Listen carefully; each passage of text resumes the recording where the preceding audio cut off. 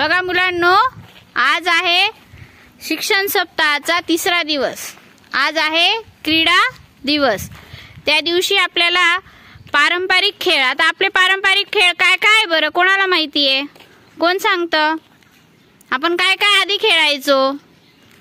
जेव्हा तुमच्याकडे बाकीच्या गोष्टी नव्हत्या तेव्हा तुम्ही काय काय खेळायचे असतील किंवा तुमचे मम्मी पप्पा काय काय खेळत असतील बरं? फिंगरी, बरोबर। अजून बॅट बॉल, बरं। अजून फुगडी, फुगडी त्याला एकट्यालाच माहिती का? विट्टी दांडू सांगा, भोवरा सांगा। हा, विट्टी दांडू, बरोबर। Tyre, very good.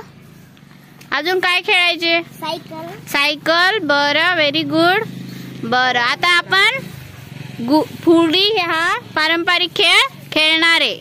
1 2